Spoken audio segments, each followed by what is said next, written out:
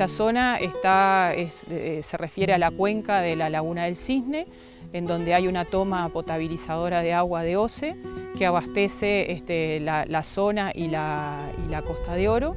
Por allá por el año 2010, un poco antes y llegando hasta el 2011, empezó a darse un proceso de avance de los cultivos extensivos en la zona.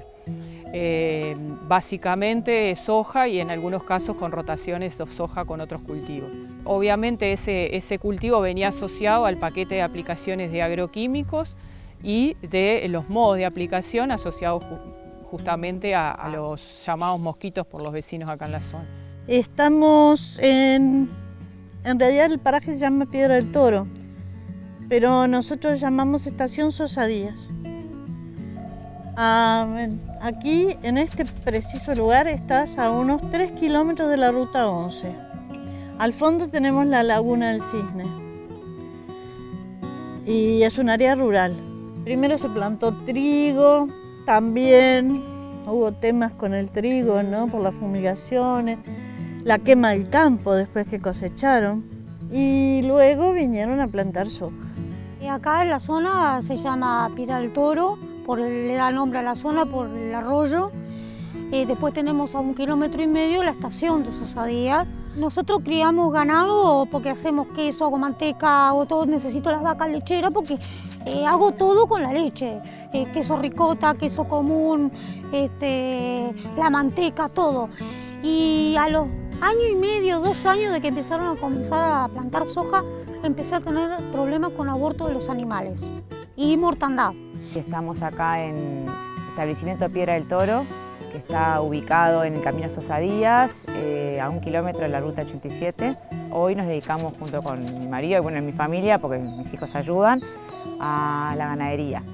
La idea es hacer invernada y recría, pero bueno, empezamos comprando pocos bichos para invernar, teníamos que hacer muchos arreglos de alambrado, es decir, los primeros meses nos dedicamos sobre todo a las mejoras de las instalaciones. Yo soy parte de lo que hoy es el Centro Cultural Laguna del Cisne, o Espacio Cultural Laguna del Cisne, que tuvo muchas etapas.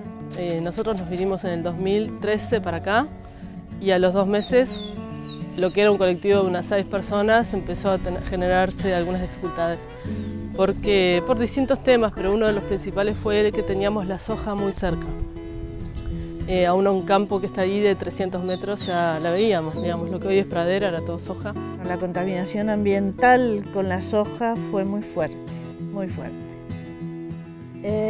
Yo insté a algunos vecinos linderos a las plantaciones a entablar un juicio y bueno, no, quedé solita y lo hice. En la segunda audiencia de conciliación hubo allí una conciliación de que esta persona se alejara 250 metros a partir del alambrado y bueno, ya no le convenía porque los 250 metros a partir del alambrado más la zona que tenía que dejar de franja frente a la cañada y tuvo la intención de iniciarme un juicio a mí, pero bueno, no tuvo suerte.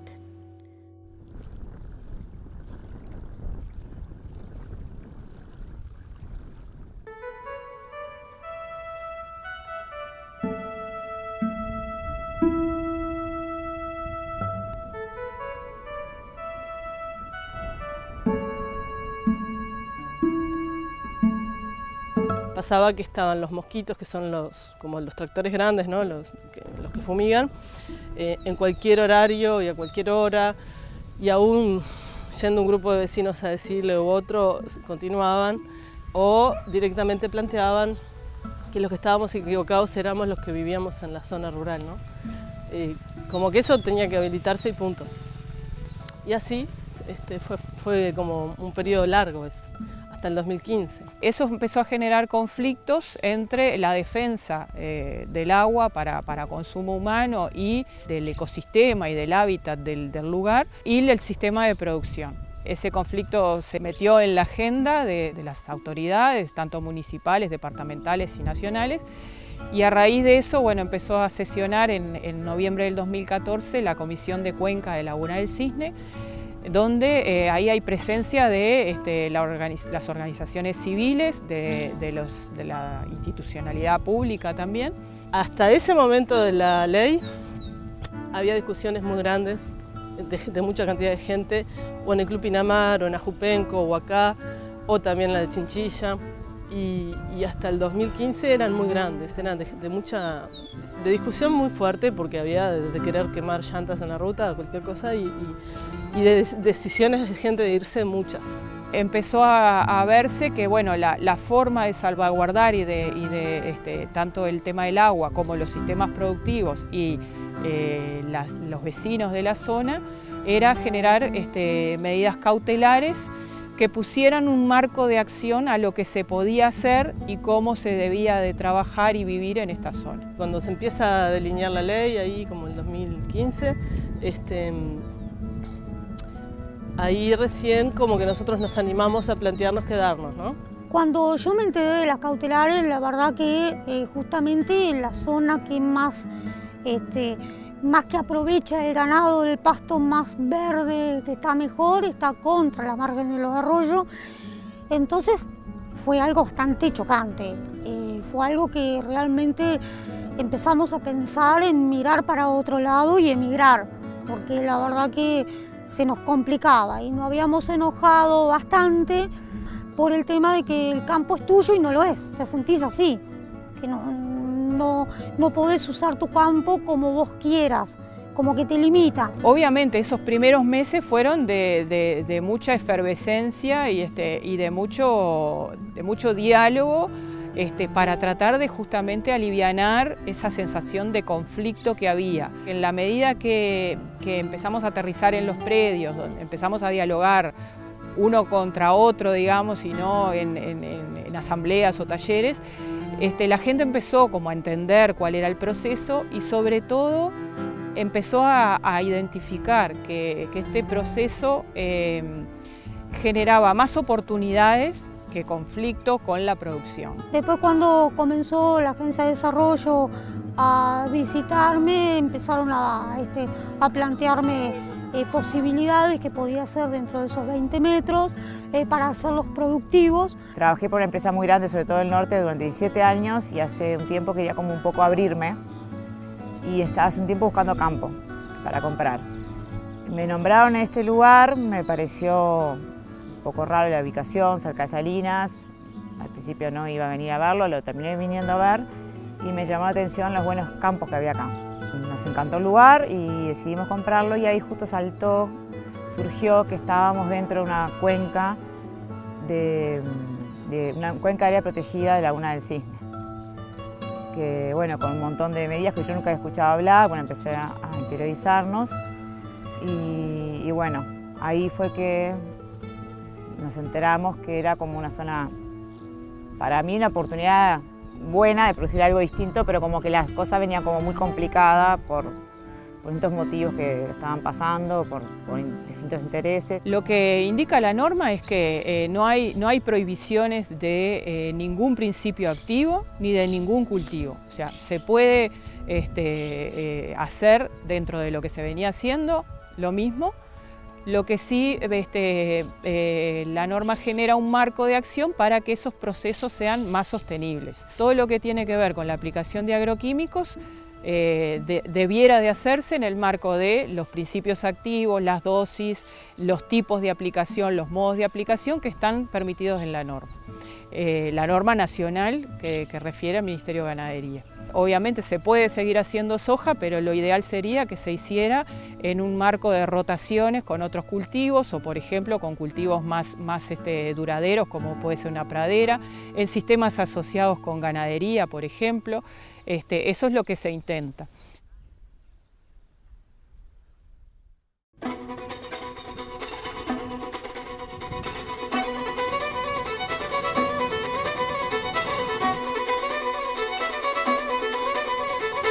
En un principio, cuando los primeros comentarios eran muy de asustarte y de que no se podía hacer nada. Después, como te digo, de las reuniones que tuvimos con Laura y con la agencia, se empezó a ver que había maneras de trabajar. Obviamente hay restricciones, hay limitantes a lo que puede ser una rotación agrícola pastoril en otra zona del país. Hay restricción al uso de agroquímicos, se puede usar poco y nada, pero bueno, usando productos de baja toxicidad, de baja dosis, de baja contaminación, algo se puede utilizar. Y usar métodos mecánicos como puede ser el movimiento de suelo y la siembra. Más allá de eso, se puede trabajar, hay que pensar, como decía Inés hoy, en esquemas más amigables con el medio ambiente, producciones integradas, que son buenísimas, generalmente son un poquito más caras o más complicadas, y bueno, hay que encontrar la vuelta a eso dentro de una ecuación económica que está muy justa, ¿no? La norma también limita el acceso a los cursos de agua, fijando una zona de amortiguación de 20 metros a cada lado de arroyos y cañadas. Nosotros también lo estamos llevando a todo lo que son desagües naturales de los campos y eso, y a 100 metros en el caso de la laguna. En esa zona está prohibido el ingreso de animales, por ejemplo, a brevar a los cursos de agua. Está prohibida la tala de monte nativo, está prohibido el perturbar el terreno con laboreo o ingreso de maquinaria. El tema de agua para el ganado es todo un tema porque si hay que abrevar indirectamente las cañadas, bueno, hay obras de infraestructura que son pesadas y complicadas. Pero bueno, habrá que ver cómo se va manejando. Nosotros como Agencia de Desarrollo Rural en realidad entramos a un proceso que ya se venía gestionando, como les decía, desde el 2014. Entonces, una vez promulgada la medida cautelar y empezamos a identificar que había falta de conocimiento por parte sobre todo de los productores de lo que implicaba la norma. Lo primero que hicimos fue convocar justamente a un taller con productores, hicimos las invitaciones lo más extensivas posible, eso fue en mayo del 2016, en donde justamente en la escuela de Sosa Díaz, donde tratamos de que hubiera mucha concurrencia, sobre todo de productores. Y ahí, bueno, pusimos en blanco sobre negro, digamos, qué era la normativa, qué implicaba y cuál era la propuesta de trabajo desde la Agencia de Desarrollo Rural con el proyecto que te mencionaba. Hay que buscar la manera de poder llegar más a los vecinos con las cautelares. Creo, y me pasa en varias reuniones que he ido, que el lenguaje que se está usando es un lenguaje académico, que hay que llevar todo un lenguaje muy llano. Cada vez que un productor o vecino tiene una inquietud de lo que la normativa le permite o no le permite, referirse a alguna de las 3 direcciones que mencionaba de manera de asesorarse. Entonces, en ese proceso lo que hacemos es, a demanda de quien nos contacta, es visitar el padrón, el predio, hacer lo que te decía, un relevamiento y un diagnóstico compartido con la familia y a partir de ahí ir generando como autorizaciones a hacer determinadas cosas. Y bueno, en la parte de la ganadería, cuando vino la Agencia de Desarrollo, me plantearon de hacer un pastoreo racional, en el cual me proporcionaron lo que son las varillas para poner eléctrico, mediante eléctrico, haciendo pastoreo en franjas, y me proporcionaron semillas de lotus rincón y trébol blanco, en el cual lo sembramos como nos fueron diciendo y la verdad que dio buen resultado. Si las condiciones climáticas favorecen buena comida para el invierno, irán a tener también. El área cautelada de la cuenca son aproximadamente 5.000 hectáreas, estamos hablando de 577 padrones y bueno, y en términos de qué sistemas productivos hay, podemos decir que lo que predomina en cantidad de hectáreas es la ganadería. Por suerte la ganadería extensiva, en donde se maneja campo natural y en algunos casos el campo natural mejorado. Obviamente estamos hablando de un campo natural que no es genuino, ¿no? Sino que se ha ido manteniendo después de perturbaciones de hace tiempo. Y bueno, después hay sistemas hortícolas, hortícola-ganaderos, hay viticultura y después hay mucho predio y padrones destinados a la residencia, tanto sea de productores que ya no trabajan la tierra como de nuevos pobladores o habitantes de hace ya 15 a 20 años, pero que solo viven o residen en la zona. Nosotros acá somos, dentro de todo, bastante autosuficientes. Todo lo que producimos lo consumimos, el excedente se comercializa en la feria de Pando los domingos. Preparo absolutamente todo casero, desde los panificados, el proceso de las verduras, las frutas también, en almíbar, dulces, todo ese tipo de cosas, quesos, tenemos huevos de las gallinas. Tenemos una economía autosustentable.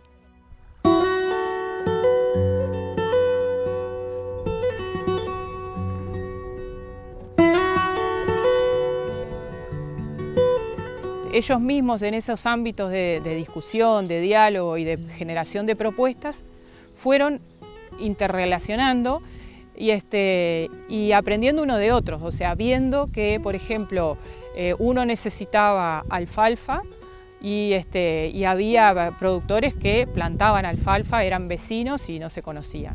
O productores que de repente hacían brindaban servicio de maquinaria y otros que necesitaban la maquinaria pero tampoco se conocían.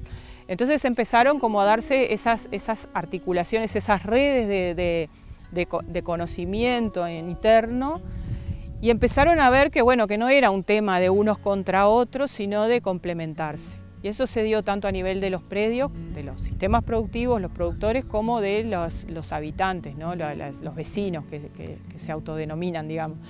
Y ahí empezaron a darse sinergias importantes, cosas como que la Intendencia empezó a patrocinar y apoyar y a trabajar con ellos, pero entre ellos también empezaron a darse, como te decía, sinergias importantes. Hoy veíamos un caso, por ejemplo, de una productora que tenía que plantar una línea de guayabos contra una cañada y productores, vecinos de la zona que no son productores, se comunicaron con ella para darle una mano, para ayudarla a regar, para sostener esa producción. Entonces, digo, esas cosas empiezan como a darse. Y ellos mismos visualizan que este proceso ha venido a mejorar ese tipo de cosas. Con los productores nos conocemos de vivir acá y de las reuniones y con la gente que vive acá, ¿no? Que muchos son pequeños productores, ¿no? Y de un intercambio más cotidiano, como por ejemplo con esto de la reconversión y la puesta de árboles y tratar de ir a ayudarlos a regar esta nueva etapa, ¿no? Que es de construcción de su lugar distinto. Entonces ahí hay un intercambio a la misma vez que nosotros estamos allí colaborando con ellos en esa puesta de guayabos nuevos, digamos, o límites nuevos en su lugar. Ellos también, hay un intercambio de conocimiento de las cosas que se hacen. Lo ideal sería que todos plantaran, que sea todo no con agroquímicos, sino de manera natural. Nosotros acá en las curas que hacemos son todo lo más natural posible, de no utilizar agroquímicos porque son muy perjudiciales. Vos no sabés hasta cuándo, pues te dicen 72 horas para consumir un tomate. Pero ¿y vos qué seguridad tenés que en esas 72 horas se le fue el veneno? Entonces, lo más seguro, como hacían nuestros abuelos, sulfato de cobre con cal y ir manejándonos con eso y abono, el estiércol de vaca seco y es lo mejor. Más allá de los esfuerzos se visualiza una posibilidad, ¿no? de estar en un lugar que de verdad es muy lindo, pero que estaba considerado muy peligroso por mucha gente, porque acá no querían ni llegar a la escuela muchas veces. Había gente que optaba por no llevar a los niños a la escuela, por ejemplo, porque estaban rodeados de soja. Con el tiempo ha habido menos rechazo. Desde que se pusieron hasta ahora vas viendo menos rechazo, ¿no? Y yo personalmente siento que hay más conocimiento del daño que se puede hacer, ¿no? No solo al ambiente, sino a las personas, ¿no? El daño que le pueden hacer todos los productos y eso. Yo no sé, capaz que es ilusión y ganas de, pero con vecinos que converso así en el cruce, en el camino y yo, Digo, están mejor, están mejor. Se toma de forma muy positiva, ¿no? Porque en realidad, si bien todavía hay desconocimiento en algunos lugares de la zona, para los que estábamos en el tema ya fue un cambio muy radical porque los propietarios que estaban fumigando realmente te lo decían con total propiedad que lo podían hacer, ¿no? Ahora directamente pasaron a un nivel donde o se quedaban y pagaban multas o se iban a tener que ir y todo eso cambió mucho la dinámica. La verdad que es muy positivo. Claro, queda mucho para hacer, recién se está empezando, los procesos son lentos y hay que irlos acompañando, ir de a poco, porque si entras de una con todo, como que no da, son muchos cambios y de a poquito se va a ir haciendo, se va a ir implementando de a poco todo. Realmente cuando te metes o mirás para allá y ves pradera, te cambia, o ves vacas, cambia mucho porque eso era todo plantación de soja en ese caso. Y a nosotros nos cambió mucho la perspectiva, ¿no? Realmente pasamos de tomar la decisión de irnos a quedarnos. Creo que en la perspectiva futuro, con mucho apoyo y con mucha organización que hace falta también todavía, esto puede ser una propuesta muy interesante. Que no digo que lleguemos a una cuenca agroecológica como en algún momento se planteó, pero sí a tener una cuenca, una zona que más allá de la medida cautelar genera una propuesta de interacción entre vecinos, entre habitantes nuevos del medio rural, productores, el uso del ecosistema y de los servicios ambientales, del agua, la laguna y los márgenes de los arroyos y cañadas, que me parece que puede ser una propuesta muy interesante.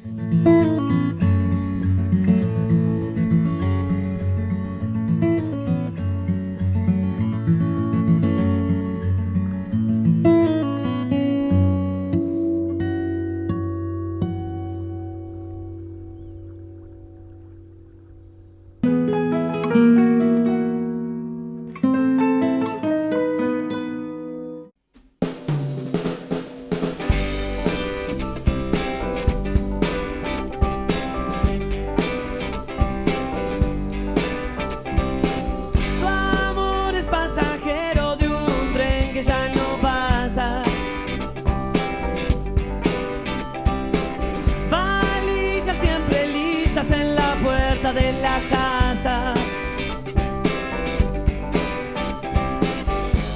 tu amor es pasajero de un tren que ya no pasa. El humo en los andenes va a trapo y se me escapa. No espero que me esperes con las barreras altas, ya no. Espero que me esperes con las barreras altas. En estas estaciones lo habrás adivinado. Los trenes del futuro solo van al pasado. Los trenes del futuro solo van al pasado.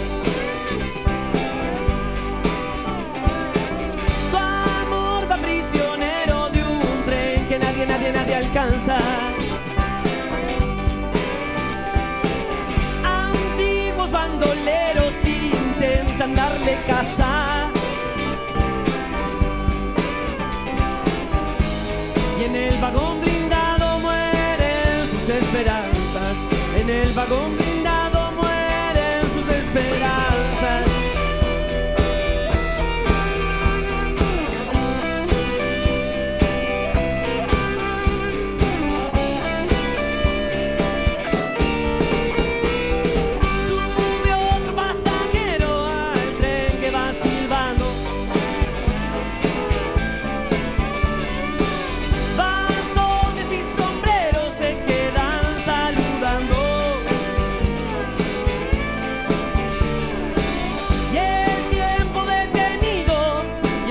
Va pasando y el tiempo detenido y el tren que va pasando en estas estaciones lo habrás adivinado. Los trenes del futuro son